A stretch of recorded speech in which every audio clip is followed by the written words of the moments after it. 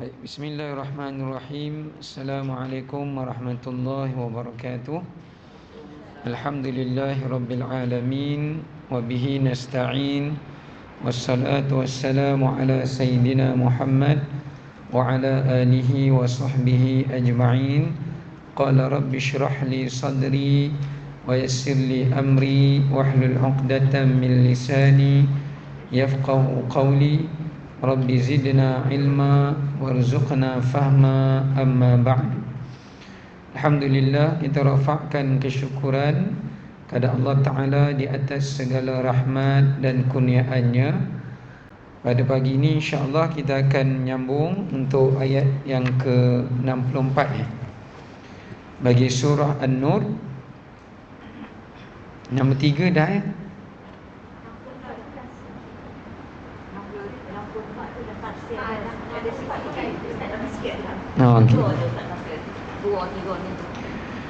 Okey, kita tengok pada ayat ni Allah Ta'ala berfirman, a'udzubillahi minasyaitonirrajim. Bismillahirrahmanirrahim. Ala inna lillahi ma fis samawati wal ard. Qad ya'lamu ma antum 'alayhi wa yawma yurja'una ilayhi وَيَوْمَ يُرْجَعُونَ إِلَيْهِ فَيُنَبِّئُهُم بِمَا عَمِلُوا وَاللَّهُ بِكُلِّ شَيْءٍ عَلِيمٌ. Sadaqallahul azim. Allah SWT berfirman dengan mafhum daripada ayat yang dibacakan, dan ketahuilah sesungguhnya milik Allah lah apa yang berada di langit dan apa yang berada di bumi, kerana Allah mengetahui keadaan kamu sekarang dan mengetahui pula hari ketika mereka dikembalikan kepadanya, lalu diterangkannya kepada mereka apa yang telah mereka kerjakan. Dan Allah Ta'ala itu maha mengetahui bagi setiap sesuatu. Baik, berdasarkan pada ayat ini Allah Subhanahu Wa Ta'ala menyatakan tentang sifat pemilikan Allah bagi segala ciptaan yang diciptakannya. Ayat ini menceritakan pada kita bagaimana Allah Subhanahu Wa Ta'ala memiliki segala apa yang diciptakannya. Apakah yang dimaksudkan dengan Allah adalah sebagai pemilik? Ya, bila kita sebut Allah itu pemilik, apakah yang dimaksudkan dengan pemilikan itu? Yang pertama, Allah memiliki itu maknanya Allah yang menciptakan makhluknya, maka apa yang dicipta itu adalah merupakan miliknya. Maka apa yang diciptakan oleh Allah itu adalah merupakan miliknya. Di sini menunjukkan kepada kita Allah memberitahu kepada manusia, baik yang beriman ataupun yang tidak beriman, setiap sesuatu yang wujud ini adalah ciptaan Allah, dan tidak ada sesuatu pun daripada ciptaan selain Allah, dan Allah memiliki apa yang ia cipta. Jadi yang pertama, milik tu maknanya apa? Ciptaan. Yang kedua, pemilikan itu adalah maknanya Allah menentukan dan mentakdirkan. Menentukan dan mentakdirkan atau menetapkan.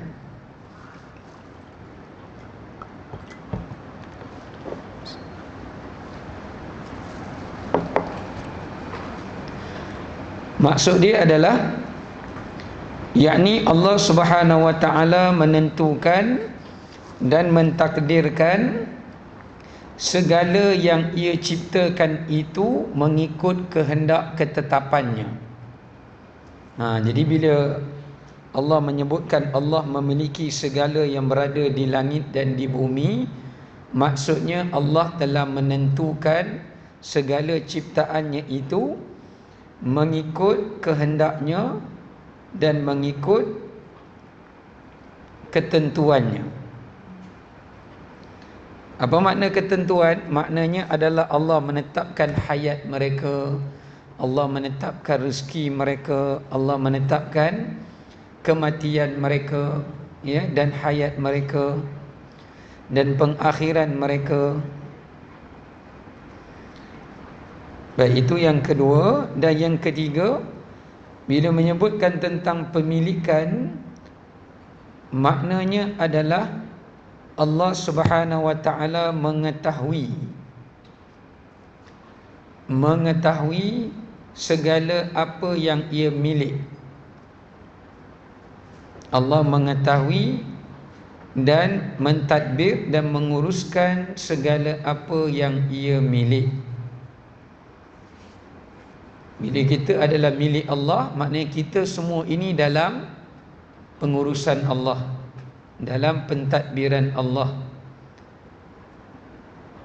dan juga di dalam pengawasan dan pemerhatian Allah Subhanahu wa taala. Okey, baik. Okey, kemudian kita tengok sebab tu lepas Allah menyebutkan tentang pemilikan, Allah menyatakan sesungguhnya Allah mengetahui keadaan kamu. Allah mengetahui tentang keadaan kamu atas apa yang kamu kerjakan sekarang ini. Apa maknanya dekat sini?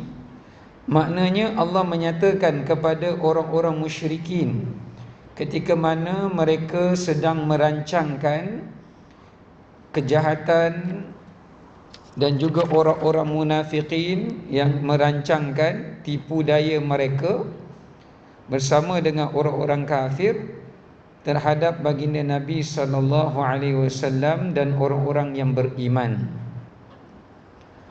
Maka Allah menyatakan, aku mengetahui atas perancangan dan kejahatan mereka itu terhadap kamu wahai Muhammad dan orang-orang yang beriman. Dan juga orang-orang yang beriman. Okey, kemudian kita tengok di hujung ayat 64 sebelum kita pergi pada tadabbur ya. Allah menjelaskan, mula Allah jelas tentang pemilikan, kemudian Allah menjelaskan tentang Allah mengetahui setiap perancangan, setiap perkara yang disembunyikan. Dan yang ketiga, Allah mengkhabarkan di hujung ayat ini,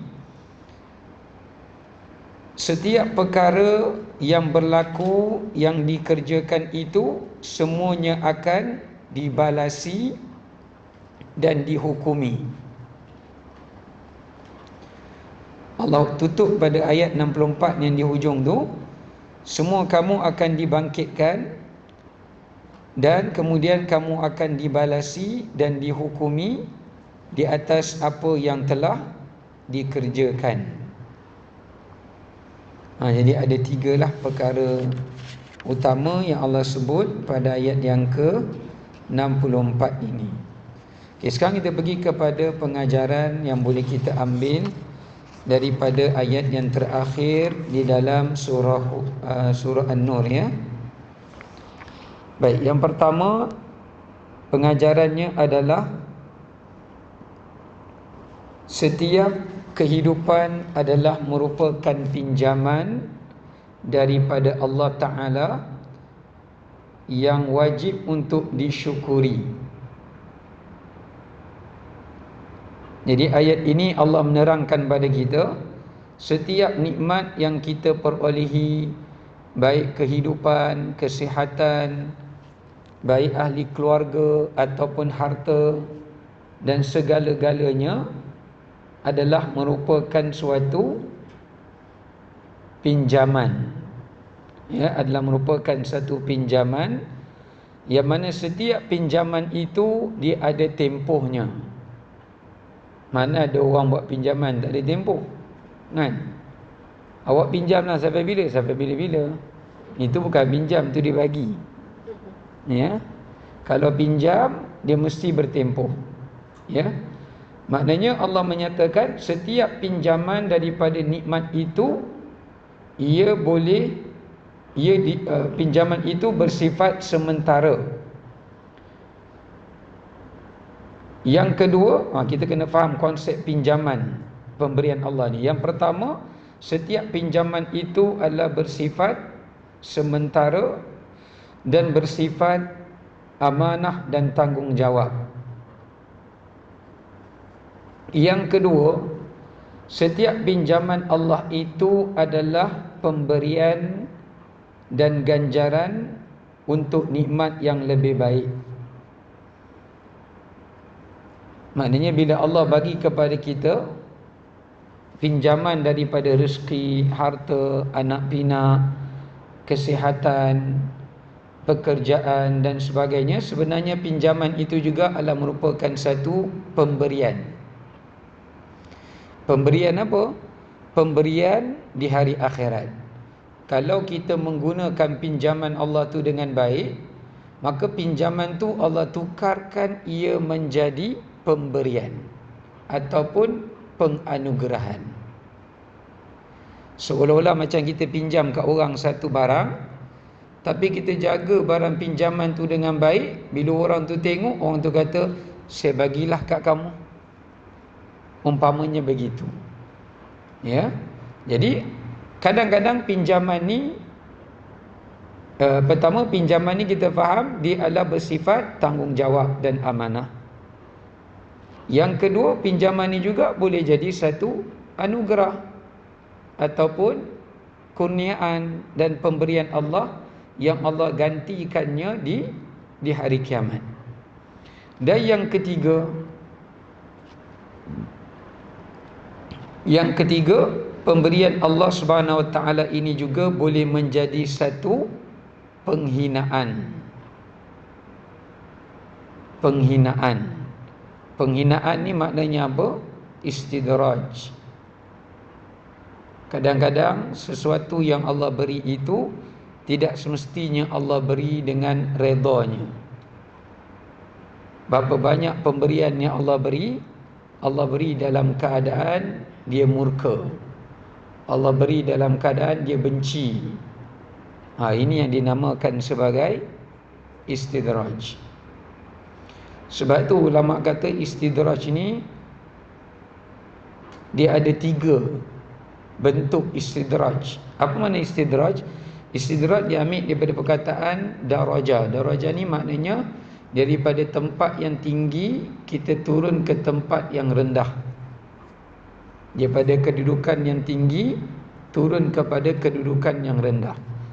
Ini yang Allah disebut dalam Quran, thumma radadnahu asfala safilin. Kemudian kami turunkan mereka ke tempat yang paling rendah.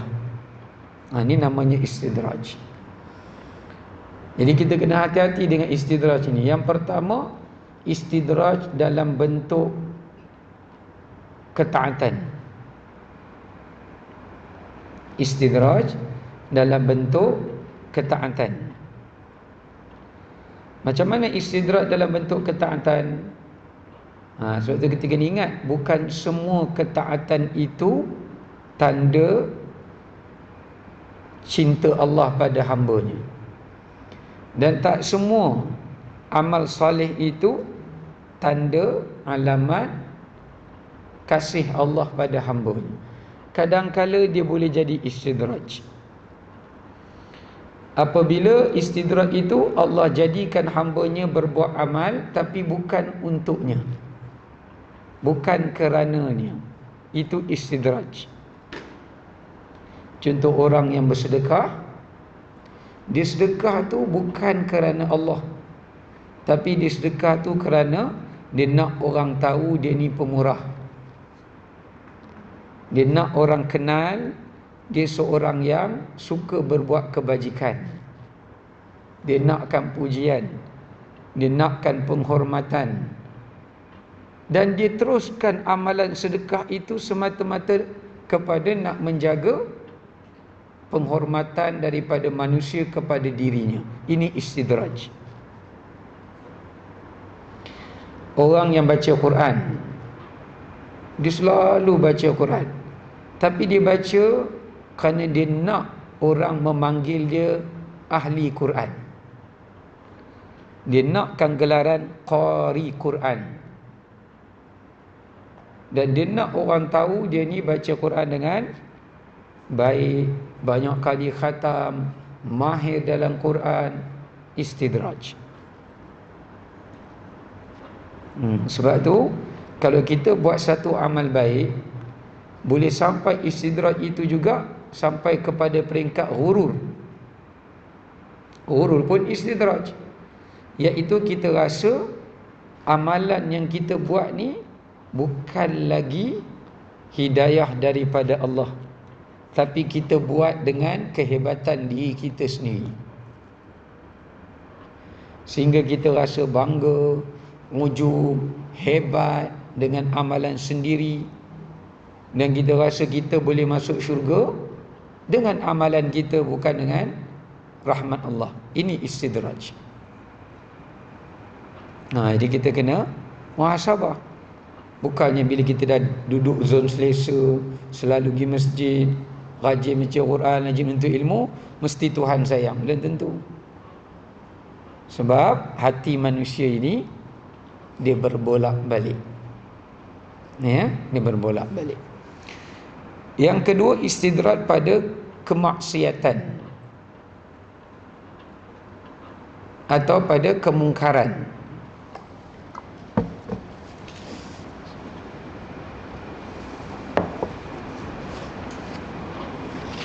Istidraj pada kemungkaran ni macam Allah Ta'ala bagi seseorang itu, dia tengok kemaksiatan dan dia nampak itu satu kebaikan. Dia tak rasa maksiat itu salah. Ini yang Allah sebut dalam surah Fatir, tak silap saya. Allah menyatakan, afaman zuyyina lahu su'u amalihi fara'ahu hasana. Tidakkah kamu memerhatikan, wahai Muhammad, ada sebahagian manusia dia mengerjakan amalan yang buruk, tapi dia nampak amalan itu baik.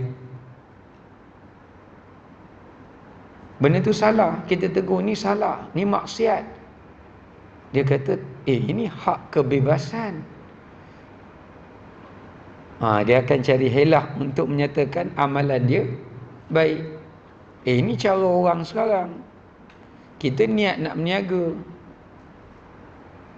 misalnya kan, ini pemberian, macam-macam helah, nama, alasan yang diberikan untuk nak rasionalkan benda tu boleh. Dan dia tak rasa benda itu berdosa.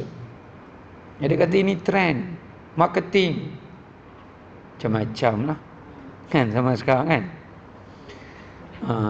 Jadi orang nak marketkan diri dia, dia buatlah cara betul ke, cara tak betul ke, yang penting orang beli produk dia. Jadi dia bolehlah bagi alasan apa pun. Tapi yang bahayanya, bila dia tak rasa bersalah, dia tak rasa berdosa, dia tak ada rasa malu, dia tak ada rasa sensitif, itu istidraj. Bahaya. Sebab tu kalau kita tengok macam kaum Nabi Lut alaihissalam, sampai pada peringkat asalnya mereka ni berzina, buat perzinaan yang berleluasa. Tapi bila dah sampai peringkat zina tu dah jadi satu kebiasaan bagi mereka, jadi mereka nak mencuba sesuatu yang baru, mendatangi kaum sejenis pula. Kemudian merasakan benda itu benda biasa pula. Itu yang bahaya tu. Sehingga kan bila Nabi Lut berdakwah pada mereka, kahwinlah dengan wanita yang suci, tinggalkan kaum sejenis. Dia mengatakan bahawasanya kami tidak memberikan kerosakan kepada anak-anak orang lain. Maknanya kalau berzina kan menyebabkan ada anak. Dia kata kalau sama lelaki tak ada anak.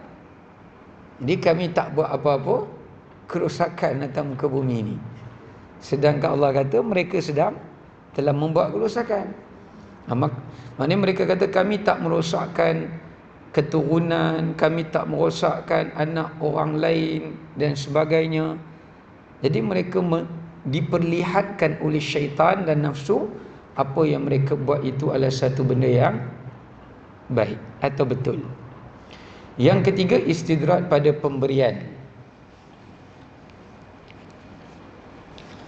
Istidrak pada pemberian ni macam Allah bagi apa-apa anugerah lah, nikmat dan sebagainya, tapi hendak menjauhkan hubungan seseorang itu dengan Allah Subhanahu Wa Taala.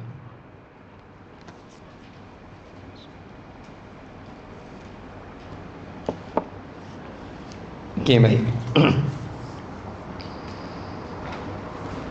Kemudian kita tengok yang berikutnya. Pengajaran yang kedua, kepentingan memiliki dan melahirkan sifat muraqabah. Sifat muraqabah dan sifat ihsan di dalam kehidupan. Kerana ayat ini Allah tutup dalam surah An-Nur, bagaimana pentingnya pada setiap manusia itu mewujudkan pada dirinya dua sifat ini. Yang pertama adalah sifat muraqabah. Yang kedua adalah merupakan sifat ihsan. Kerana dua sifat ini yang dapat memelihara iman dan membuang pada diri manusia sifat nifaq atau sifat munafiq. Sebab ayat-ayat yang sebelum ni Allah Ta'ala bercerita kepada kita berkenaan dengan ciri-ciri sifat orang-orang munafiq. Okey, apa makna muraqabah? Muraqabah daripada perkataan raqaba, raqibun, kan malaikat yang tulis amalan kita, namanya apa? Raqib, atid. Raqib ni maknanya yang sentiasa mengawasi kita, yang memerhati kita. Itu nama dia raqib. Kita pergi mana-mana dia ikut, dia tengok. Itu dalam bahasa Arab maknanya raqib. Ya. Jadi maknanya dekat sini, siapa yang nak jaga iman dia, dia perlu wujudkan dalam jiwa dan diri dia perasaan dia sentiasa diawasi oleh Allah, diperhati oleh Allah, dan dirakamkan segala perkataan, perbuatannya oleh Allah. Sama ada apa yang dia sembunyikan dalam hatinya atau fikirannya atau setiap tindak tanduk dia. Dia kena ada perasaan macam tu. Ya. Seperti mana Allah kata dalam Quran, innallaha kana alaikum raqiba. Sesungguhnya Allah Ta'ala ke atas orang beriman itu adalah raqiba. Apa kelebihan kalau kita wujudkan sifat ini? Ni ramai tak tahu. Imam Ghazali kata kalau kita berjaya wujudkan sifat muraqabah ni, macam kita nak lintaskan dalam hati yang tak baik, kita rasa Allah tahu ni, walaupun malaikat tak tahu, orang tak tahu, tapi Allah tahu. Kita nak buat satu sembunyi ke, terang-terangan ke, tak kisahlah, di mana saja, maka Allah mengetahui. Bila kita rasa Allah sentiasa mengawasi kita, Imam Ghazali kata bila sampai satu peringkat, Allah sendiri akan mengawasi amalan hamba-Nya itu. Apa maknanya? Allah sendiri yang akan kawal, Allah sendiri yang akan kontrol, yang akan bentukkan. Dia nak tengok yang Allah suka, dia nak dengar apa yang Allah suka. Dia sampai peringkat macam tu. Tapi sebelum nak sampai peringkat macam tu, kena wujudkan dulu sifat muraqabah. Selagi mana sifat tu tak boleh diwujudkan, selama itulah Allah takkan jaga setiap tindak tanduk dan perbuatan kita. Kerana kita tak boleh jaga perbuatan kita untuk Allah. Kalau yang tu kita belum boleh buat, Allah takkan bantu kita untuk kita dapat menjaga perbuatan kita kerana Allah. Yang tu kita kena dapatkan sifat itu dulu, ya. Yang kedua, sifat ihsan. Ihsan ni maknanya bersungguh-sungguh berbuat sesuatu ketaatan dan suruhan seperti mana ia merasakan dirinya diawasi. Dia beza muraqabah dengan ihsan ni. Kalau muraqabah, kita nak buat benda-benda yang berkaitan dengan perkara duniawi, nak makan, nak minum, nak berniaga, nak jual, kita rasa Allah tengok kita. Tapi kalau ihsan, dia dalam bab akhirat. Kita nak semayang, kita nak baca Quran, kita nak puasa, kita nak hubungkan silaturahim, kita mewujudkan perasaan Allah tahu keikhlasan kita, dan bila kita buat sesuatu perbuatan itu, kita buat dengan bersungguh-sungguh. Itu mana ihsan. Yang mana Nabi sebut, an ta'budallaha ka'annaka tarah fa illam takun tarahu fa innahu yarah. Kamu menyembah Allah seolah-olah kamu melihat Allah. Kalau tidak mampu, kamu merasakan seolah-olah Allah melihat kamu. Macam mana nak capai darjat ihsan dan muraqabah ini? Yang pertama, kena ada sifat takut kepada Allah. Orang yang tak takut pada Allah, dia takkan sentiasa dapat rasa Allah memerhatikannya, ataupun dia takkan bersungguh-sungguh ketika berbuat ketaatan kepada Allah.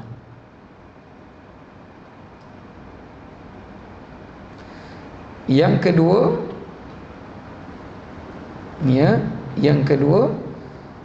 sifat ikhlas.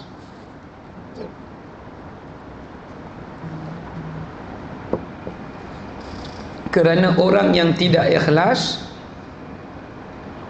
mereka tidak boleh untuk mengawasi diri mereka, kerana mereka berpura-pura dalam berbuat kebaikan. Yang ketiga, iaitu sifat malu. Malu kepada Allah, yang mana Nabi sebut, istahyu minallahi haqqal haya. Malulah kepada Allah dengan sebaik-baik malu. Kerana malu ni tanda kesempurnaan iman.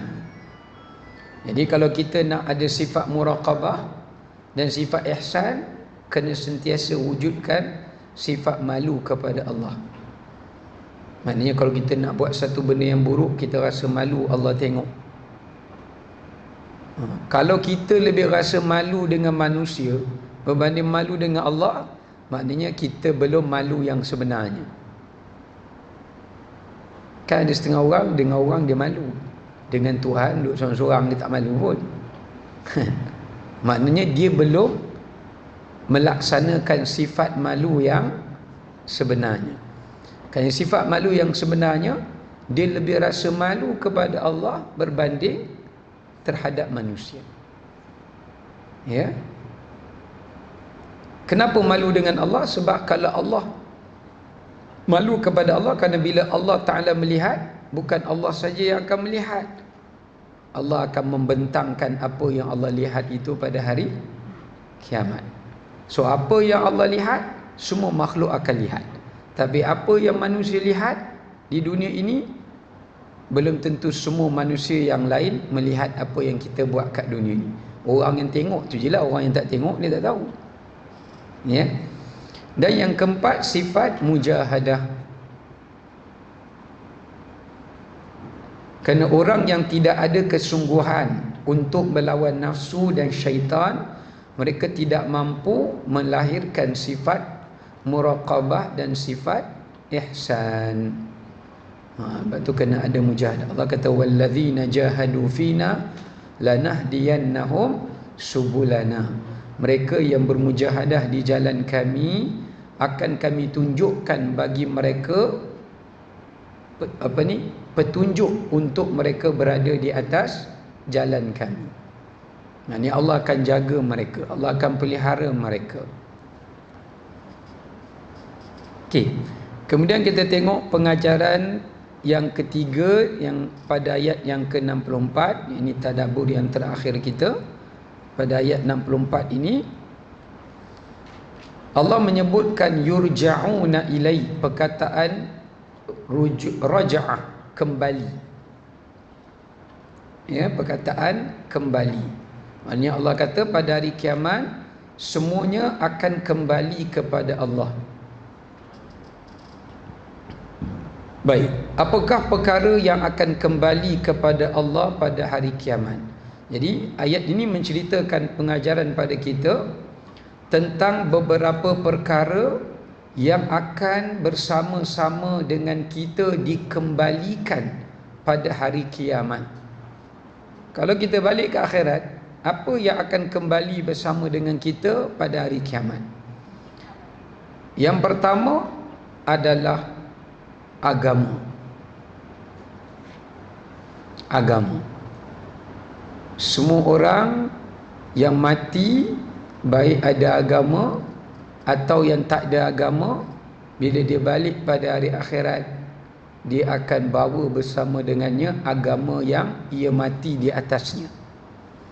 Kalau dia tak percaya mana-mana agama, dia mati dalam keadaan begitu, dia bangun di padang mahsyar, dia pun bangkit dalam keadaan orang yang tak ada agama.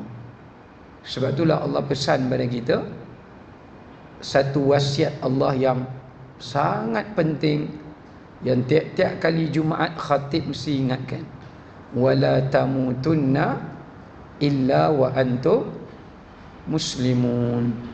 Janganlah kamu mati melainkan dalam keadaan kamu Islam. Bahkan Nabi Yusuf AS sebelum baginda wafat pun baginda banyak membacakan doa dalam surah Yusuf, tawaffani muslimah, tawaffani muslimah wa alhiqni bis salihin. Ya Allah, wafatkanlah aku dalam keadaan orang yang Islam. Ini disebut dalam ayat yang ke 101 dalam surah Yusuf alaihissalam. Baik. Kalau kita tengok ada di sana beberapa doa yang diajar oleh Allah dalam Quran untuk minta kepada Allah agar Allah matikan kita dalam agama Islam atau dalam keadaan keimanan. Pertama surah Al-Imran ayat 193. Ni pun doa, jangan ditinggalkan ya. Rabbana faghfir lana dhunubana wa kaffir 'anna sayyi'atina wa tawaffana ma'al abrar. 193. Kerana al-abrar tu merujuk kepada golongan yang tetap di atas keimanan. Ya. Ini 10 ayat terakhir dalam surah Al-Imran yang Allah sebut, yang Nabi SAW melaziminya pada setiap malam dalam solat malam baginda. Yang kedua surah Al-A'raf, Rabbana afrigh alaina sabran wa tawaffana muslimin. Ya Allah, penuhkanlah dalam jiwa kami kesabaran dan matikanlah kami sebagai orang Islam. Yang ni ayat 126. Dan yang terakhir tadi surah Yusuf ayat 101. Tapi kalau siapa perhatikan pada tiga ayat ni Allah suruh kita baca waktu yang berbeza-beza. Kalau kita dalam keadaan kaya, senang, hidup senang lenang, baca surah Yusuf.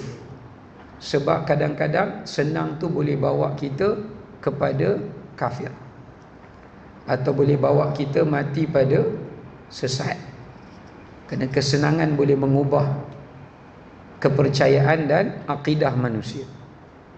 Jadi siapa yang diuji dengan kesenangan, dia takut nikmat senang itu boleh mengubah iman dia, mengubah agama dia. Baca surah Yusuf ayat 101. Tapi kalau siapa diuji dengan kesusahan, diuji dengan kesempitan, kemiskinan pun boleh ubah agama. Sebab tu Nabi ada sebut, ajar kita, wa'udzubika minal kufri wal faqr. Ya Allah, aku berlindung kepadamu daripada kekufuran dan kefakiran. Sebab orang fakir pun, miskin pun, dia sanggup tinggal agamanya sebab nak kaya. Jadi baca surah Al-A'raf tadi 126. Siapa yang kena ujian, musibah, apa-apa saja yang menyebabkan iman dia ni boleh, kita panggil apa ya, boleh tergugat, boleh persoalkan Allah, kenapa begitu, kenapa begini, hilang keyakinan daripada Tuhan, baca Al-A'raf tadi. Yang pertama tadi Al-Imran tadi tu, itu kita baca untuk kita minta mati di atas amal soleh yang kita kerjakan. Kalau kita ada buat satu amal soleh, kemudian kita nak mati di atas amal soleh itu, maka bacalah surah Al-Imran tadi, ayat berapa tadi? 193. Baik, yang kedua yang kita akan bawa balik pada hari kiamat itu, selain daripada agama dan iman kita, adalah kita akan membawa balik amal kita, amal salih. Sebab tu Allah kata fayunabbi'uhum bima amilu. Allah akan bagi tahu balik kepada kamu amalan-amalan kamu, pekerjaan-pekerjaan kamu, kerana Allah mengetahui setiap sesuatu. Ini pentingnya ikhlas. Pentingnya ikhlas dalam setiap amalan. Kerana amalan yang tidak ikhlas, dia tidak boleh memberikan apa-apa manfaat kepada kita pada hari kiamat. Umpama duit palsu. Duit palsu bernilai tak? Tak. Walaupun orang panggil dia duit. Walaupun orang panggil dia duit, tapi dia tak bernilai. Sebab apa? Dia palsu. Macam itulah amalan yang palsu. Jadi berhati-hati dengan amalan palsu. Orang tengok, oh ini amalan yang sah, tapi di sisi Allah amalan itu palsu, kerana dia amalan yang tidak ikhlas. Ya. Dan yang kedua, selain pada ikhlas, kerana kita nak bagi amalan yang kita bawa balik ni bermanfaat, juga adalah amalan yang tepat, amalan yang betul, yakni yang menepati syariat, amalan yang tidak melanggar syariat, yang tidak bertentangan dengan syariat. Yang ketiga, amalan yang mengharapkan padanya redha Allah. Amalan yang mengharapkan di sebaliknya redha Allah. Jadi dalam amalan yang kita nak bawa balik ni, kita isikannya dengan tiga perkara ini. Ikhlas, kemudian ilmu, kerana kita nak bagi amalan kita betul, kena ada ilmu. Yang ketiga adalah mengharapkan redha Allah. Dan yang ketiga yang kita bawa balik pada hari kiamat, selain daripada iman dan agama dan juga daripada amalan kita, adalah merupakan nikmat. Sebab tu Allah kata dalam Quran, thumma latus'alunna yawma idzin 'anil na'im. Pada hari itu kamu akan ditanya atas nikmat yang diberikan. Jadi kalau kita nak selamat balik ke akhirat, semua nikmat ni Allah akan bawa balik. Nikmat Allah bagi sihat, anak pinak, tempat tinggal, semuanya Allah Ta'ala akan hadirkan Jadi untuk orang yang berjaya pada hari kiamat ni, pengajaran dia apabila dia balik bertemu dengan Allah adalah orang yang memiliki 3 sifat. Yang pertama, redha. Redha di atas setiap nikmat kurniaan Allah. Sama ada pemberian yang baik yang Allah bagi kat dia atau pemberian yang tidak baik. Sama ada sedikit ataupun banyak, dia redha. Yang kedua, syukur. Pentingnya sifat syukur. Kerana orang yang tidak bersyukur, dia tidak tahu menggunakan nikmat itu pada jalan yang diredai oleh Allah. Tapi orang yang bersyukur, orang yang bijak dalam menguruskan nikmat itu seperti yang diperintahkan. Dan yang ketiga, iaitu sifat sabar. Bersabarnya ia untuk tidak menggunakan nikmat itu pada jalan yang Tuhan murkai. Pada jalan yang Tuhan murkai. So kalau ada 3 sifat ni dalam diri kita, insya-Allah kita akan balik di hari akhirat bila Allah menyoal nikmat-nikmat anugerah yang Allah bagi pada kita, Allah permudahkan penghisaban kita. Baik, wallahu a'lam bissawab. Kita berhenti sampai ayat 64. Cuma nanti surah baru tu surah apa kat sini? Yes, ini. Nanti bagi tahulah. Kalau nak berkaitan dengan perempuan juga, adalah surah lain lagi kan. Surah Ahzab ada, surah Talaq ada, kan? An-Nisa pun ada.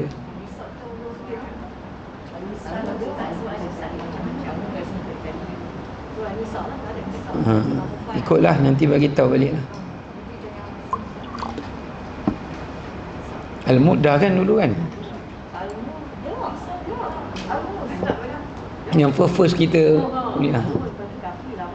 Ya, Kafi, Pak Kafi, An-Nur. Ya.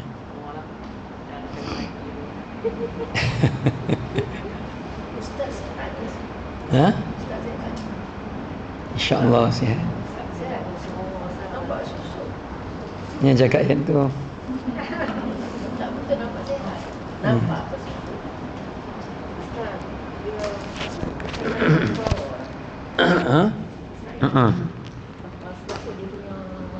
Dia ada bintik-bintik dekat pita suara tu. Inilah dia scan, dia kata ada bintik-bintik kat situ. Kalau bintik tu tak besar, kalau dia membesar kena operate lah. Sebab dia boleh sekat apa ni, pernafasan. Bukan tonsil sini, dia kat situ. Lama dah, sebelum puasa lagi. Ha? Ini ubat ya. Punca tu tak tahu. Itulah mungkin bakteria ke apa, tak tahu. Makan tak sakit, tapi bila saya cakap dia jadi kering. Lepas tu saya kena minum banyak. Kalau tidak dia sakit, dia pedih.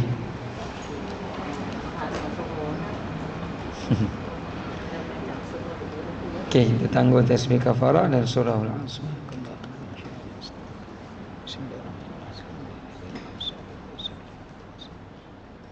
Assalamualaikum warahmatullahi wabarakatuh.